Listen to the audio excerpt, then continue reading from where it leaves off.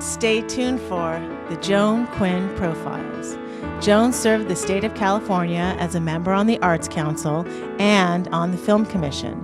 She was formerly on the Architectural Commission and fulfilled 2 terms on the Fine Arts Commission for the city of Beverly Hills. As an editor for Andy Warhol's Interview magazine, Condé Nast Publications, and the Hearst Corporation, Joan covered the world of fashion, the mysteries of food, the excitement of theater, and the international art scene. She continues to find people who are on the cutting edge of their professions. Here's Joan Agajanian Quinn. Hi, I'm Joan Quinn, and welcome to the Joan Quinn Profiles. We're taping here at the Hollywood Museum on Highland Avenue in the heart of Hollywood, and we're in the Max Factor building, which is a historic place. Our guests are artist Christian Gill and director Dan Berkowitz.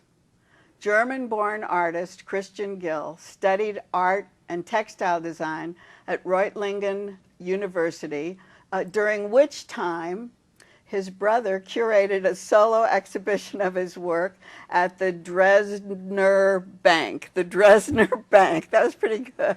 Very good. Were you in high school or were you in university then? That is like in between. It's a different kind of schooling system. So I would say it's college. Sort of college. And after you graduated from there, I'll talk to you, the camera. After he graduated from there, he went to Berlin to study Neo-Expressionism, and then he came to LA to spread the gospel of Illuminism.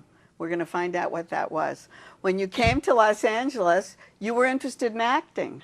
That's right, yeah. I mean, I came over here in '99, and I came over with a modeling visa, actually. Oh, so you did? Commercial modeling, or were you doing runway, or what? Yeah, both of those. So I was living in Berlin at that time, and I worked in Paris for a short period, and then I had an agency that also had an office here in Wilshire. And who were you modeling for? This was Next Model Management, and I did runway shows. I did catalog shoots, things like that. So you did print and runway, and did you start in Berlin? Were you modeling in Berlin? Sort of, yeah. I mean, so that was like that's how things started. Yeah, I kind of fell into that, even though I was interested in painting, but it paid the bills, and then. And you're tall enough. How tall are you? 6'1". So is that perfect was perfect? It was perfect. I was a little big. I was lifting a lot of weight, so I had to slim down a little bit. Oh, you did? But it opened a lot of doors for me. So and then when you were modeling, did you take acting lessons? Yes, I did. Where were you taking acting lessons? In Berlin. I had were? Yeah, I had a private coach, and it was something I was interested in, but I realized it's not really the best fit. But when you came to LA, that would have been a good fit, wouldn't it, for acting? Yeah, and I continued going to school here for acting as well. And you were actually in a lot of films, or in some films? I've done a few things. And what kind of roles did you play? I played Eastern European characters, did you speak German characters, Dutch characters. Usually villain type of I was going to say, what kind of look did you give? Yeah, villain type of character. Yeah. And then what happened? Why did that career slow down? Well, I realized that that's not really what I wanted to do, and it's not something very consistent. So I also did some stunt work at that time. Oh, you were doing stunt work, and you did something, what, in Prison Break? Yeah, I did Prison Breaks, stunt double for the lead actor in season 4. And I kind of, well, the show ended after the season, and then I kind of like stopped doing that as well. So how did you know how to do stunts? Or did you actually do stunts? One of my hobbies back then was martial arts. So I was trained in Taekwondo, and that's how things happened. When you started, when we talked a while ago, you mentioned that you were painting. You were already interested in painting. Were you painting at that time? Yeah, I always did. You were always painting. So this episode, which was a scary episode, seems to have influenced the work you were doing, the painting. Not so much. Not that particular incident. Other incidents that happened in my life triggered other things. Because you talk about the soul passing through space. Correct. Is part of what your paintings have to do. What other things led to that then? It was sort of dramatic family experiences that happened in my life that were very dramatic. So, in Europe? Over here. Oh, over here. Yeah. Yeah. And how do you say it? Were they realized in your paintings? Those dramatic experiences? Yes and no. Yes and no. I would say that the events that happened triggered to paint more, but not necessarily the subject that I was painting. So did you start with canvas? Is that how you started? Mm-hmm. Always. And then where does the reality come in, and where does the divinity come in, and how do you mix it all? Because is that like part of Illuminism? Well, it's really hard to describe. I mean, even when you look at a painting, it's very hard to explain what it is. And it's hard for me to understand, because I know you've done an artist statement and you've talked about these outside experiences on you, and what you're thinking you're putting on canvas, right? Yes, not only what I'm thinking, but also what I'm sort of receiving, because it really does come from a different place. So you're basically channeling information, or you're translating information. So it's something that's kind of given to you, and you're really putting it out. And so do you think it's like a divine something coming in you and going to the canvas? Yeah, it's maybe. Yeah, it's sort of from a different. I wouldn't say reality, but it's a different kind of field, like unified field that we're living in as well, and then you're tapping into certain ideas or concepts that suddenly stick with you for a while, and you process it, or it excites you, and once you have an excitement going, then you realize that you sort of build a relationship with that idea. With the idea. Yeah. And where do they come from? From somewhere. Just from somewhere. From somewhere. Just from anywhere? Yeah. Are they all different? Yes. They're all different. And there are a lot of them on a daily basis, but then you kind of like have to sort of pick what really is something that would make it a valid painting, because time is so valuable. So you can't paint 10 paintings a day, so you kind of like choose what is what really is of your interest, and what kind of like sticks. Well, tell us what Illuminism is then. How do you explain it? Well, it's sort of I tell people, think about a car that's driving at night, and it's a dark night, so you're putting on your headlights because you're moving forward. Right. So you're illuminating a field that is in the future, but you're driving in the now. So you're always driving in the now, but you're moving forward. You're not moving backwards. Right. And the headlights are in the front, so you're looking forward, and you kind of like positively project what is out there. And that's what Illuminism is. And so many of your paintings have that misty look, right? Because it's like what you're looking, almost what you said, the lights are illuminating in front of you. They're making like this misty kind of look. But as you talk about it and different things come through, are there different souls coming through the light? Or is it always your own soul? It's always myself. It's always me. Okay. Are you was your brother a twin or a triplet to you? Yeah, I'm a triplet. You're a triplet. So it wouldn't be one of their souls coming through, would it? No. Because I was thinking that, are they 3 boys? Mm-hmm. So with the triplets, do you all look alike?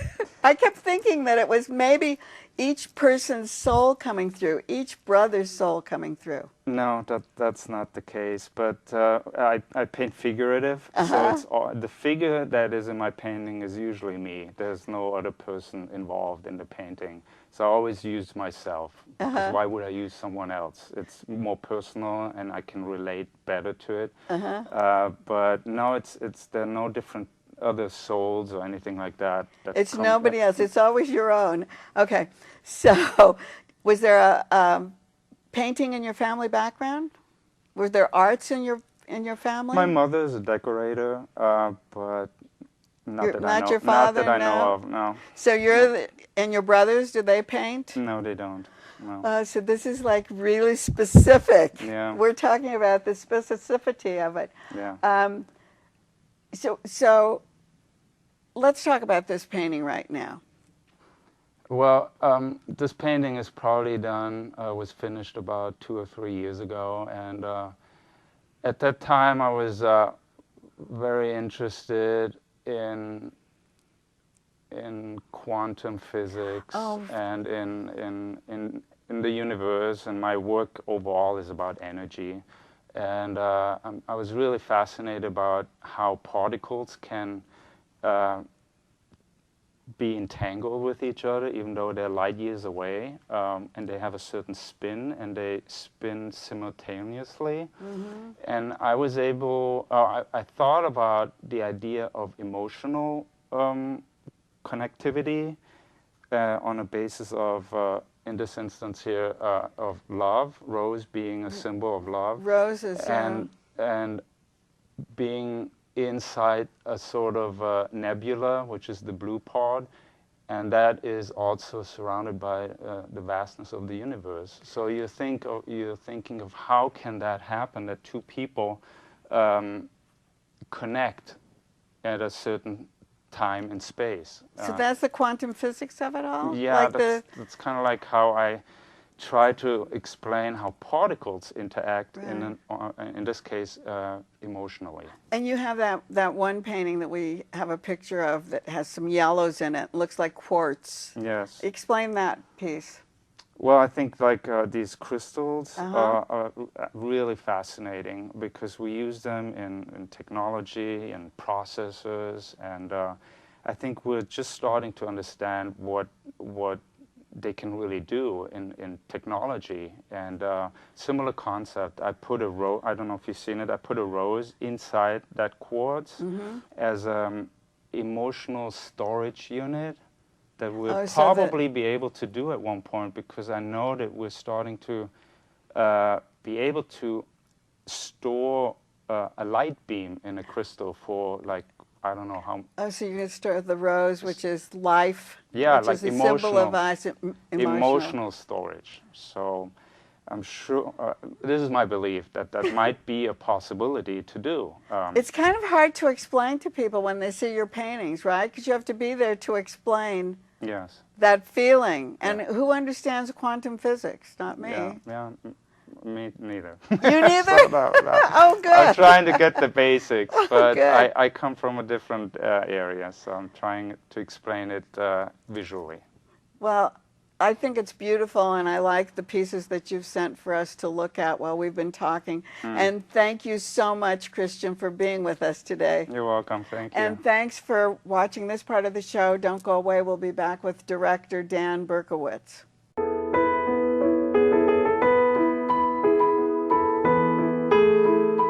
Hi, I'm Joan Quinn, and welcome back to the Joan Quinn Profiles. We're taping here in the Hollywood Museum on Highland Avenue in the heart of Hollywood. And I'm with playwright, director, producer Dan Berkowitz, who graduated from Princeton University, went on to do graduate work in theater at UC Berkeley, and studied with Stella Adler. His writing has been produced off-Broadway and in regional theaters across the United States and in Canada.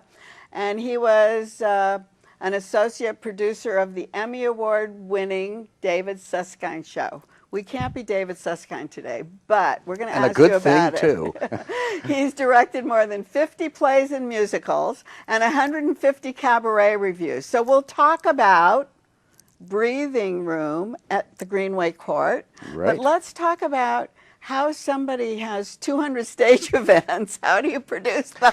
Well, I'll tell you how that happened. Way back, and I'm not going to name the year because we're all polite here, but I was asked to do a cabaret review in Princeton, New Jersey. It was based in the hotel, and we did a new show each week. And let me tell you, it was grueling, but it was the best education because I was the only constant. I was the producer and director and MC. And for how long? Well, we did it for 5 years. Oh my gosh! Not every week for 5 years, but but we would do, like an 8-week season, then take a couple weeks off, then 10 weeks. Oh, wow. And it was fabulous because, as I say, I was the only constant. The cast changed every week. I see. We would start on Monday, we would have a rehearsal on Wednesday, and we went on Friday with 2 shows, and it was, okay, here we go. And that's what I was going to ask you. It takes so much time to do each show, but you had to be there for the whole thing. You had to follow it from beginning to end, and producing. And not only follow it, but by Wednesday I would know if we needed like a minute's worth of material to cover a costume change. So I would get in my car, go out onto the New Jersey Turnpike with a pad of paper because you don't want to look at the scenery on the New Jersey Turnpike, believe me. And I would write a little comic sketch and take it back, and we would work it in that night. And that's how I got into writing without really thinking that I was a writer. Had you already taken acting lessons? Yeah, I had studied with Stella Adler. So you knew how to be an MC.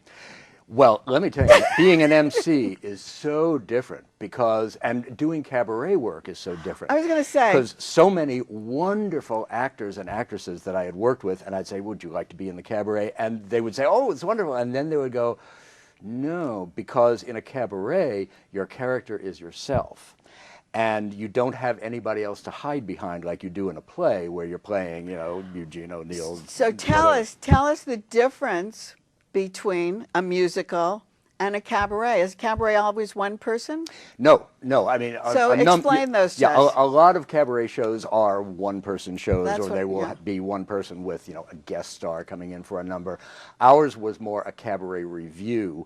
We would have usually between 5 and 8 people, and it would be a combination of comic sketches and solo numbers and big production numbers. The beginning and ending were always big group numbers. But it's still called a cabaret. Yeah. It's not called a musical or whatever they call it. No, because a musical is usually a book musical, or if you're doing something like Ain't Misbehavin', it's more of a where review. There's But this, we literally called it the cabaret because people could drink at the tables, and they did, which made it very cabaret, happy. Which made it a cabaret. I see. And it was very informal, and as I say, it had that quality of immediacy because we would write new comic sketches each week.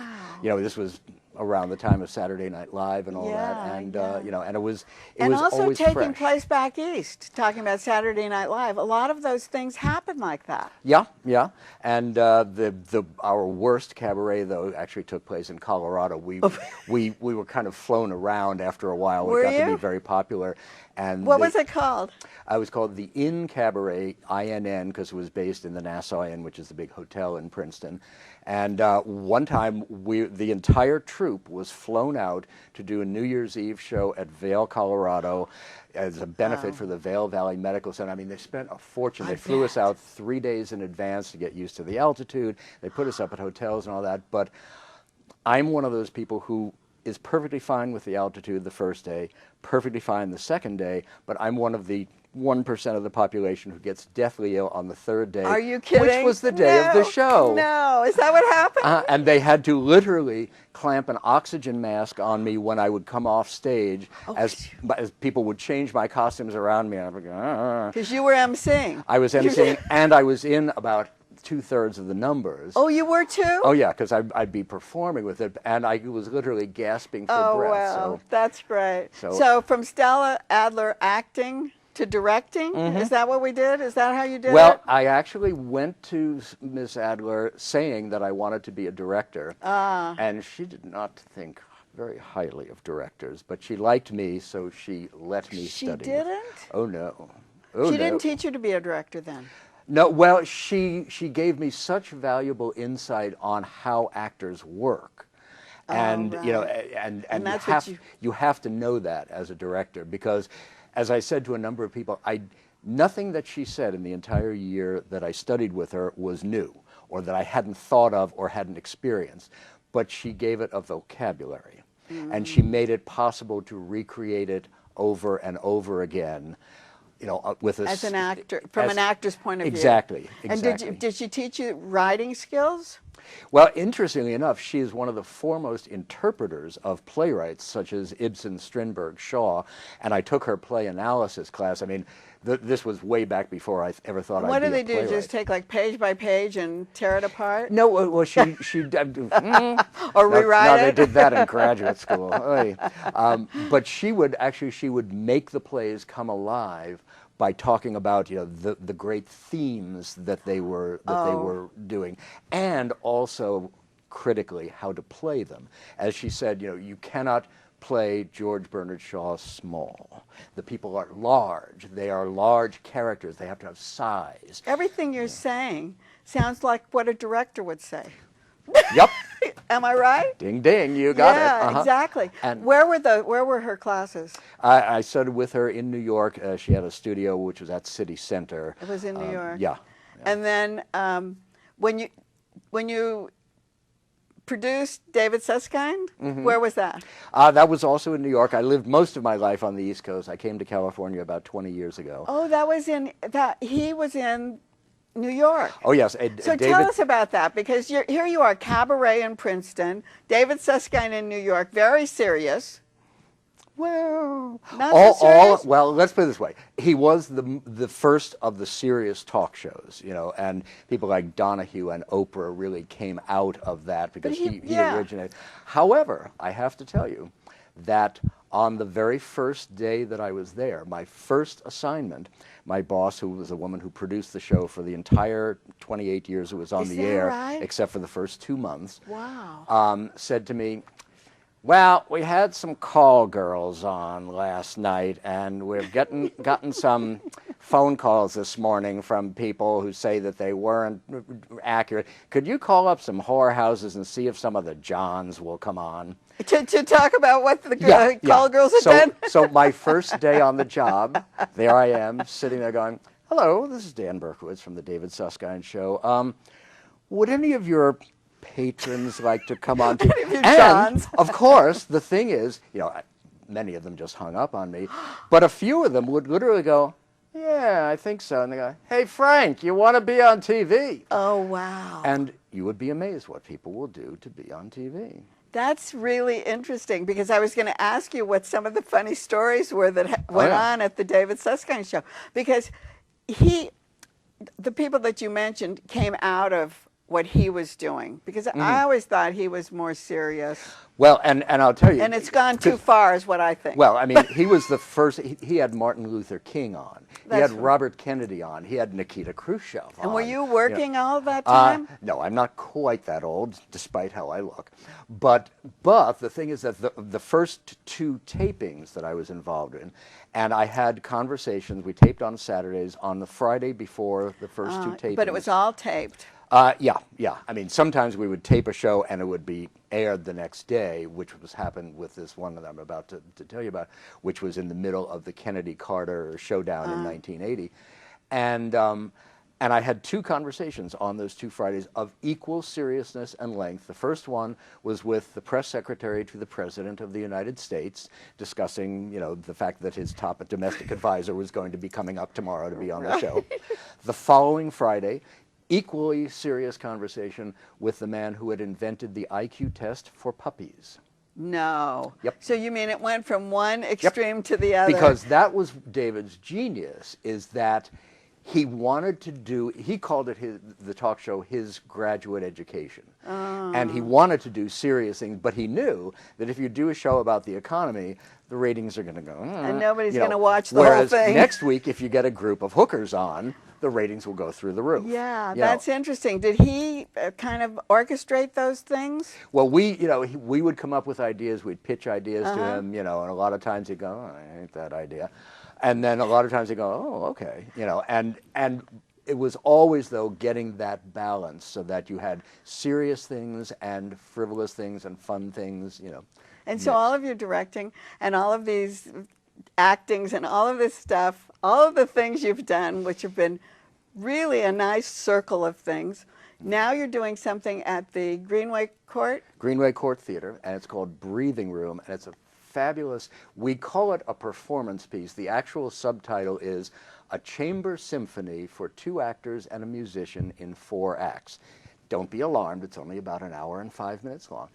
But it's one person playing the electric guitar, violin? Well, Mary Lou Newmark, who composed it and who is the musician, plays the electric violin and mixes all of the sound live on stage, and it's a fabulous soundtrack.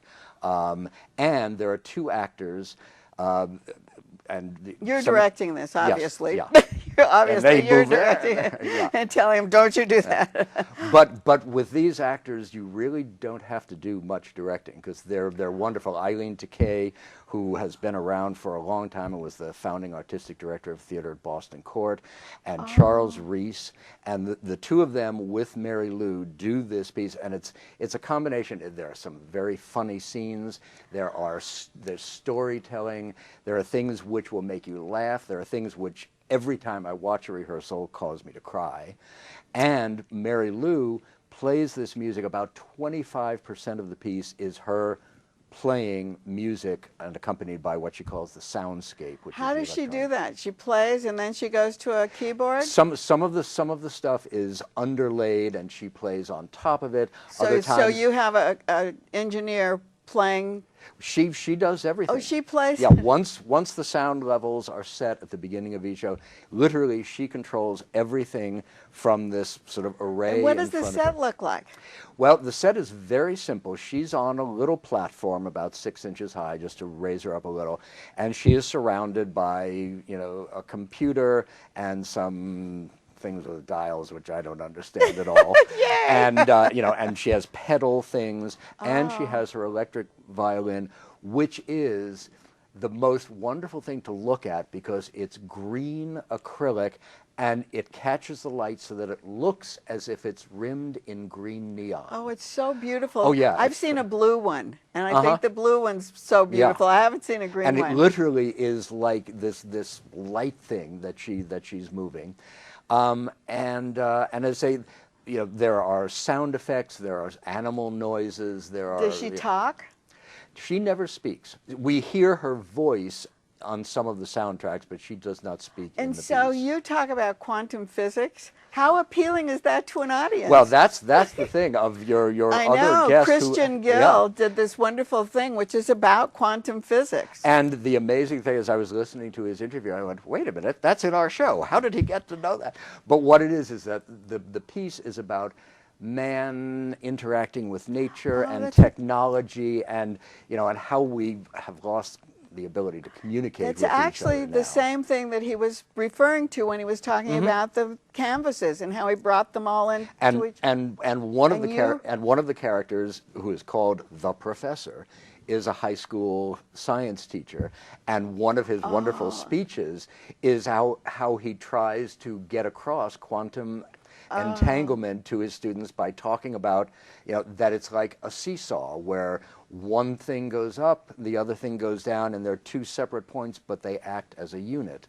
so they are entangled. Well, you know what? That was very interesting, because I was wondering how Dan was going to make the audience feel involved, and you just involved me.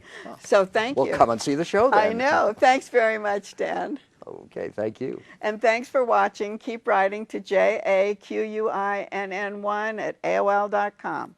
See you next time.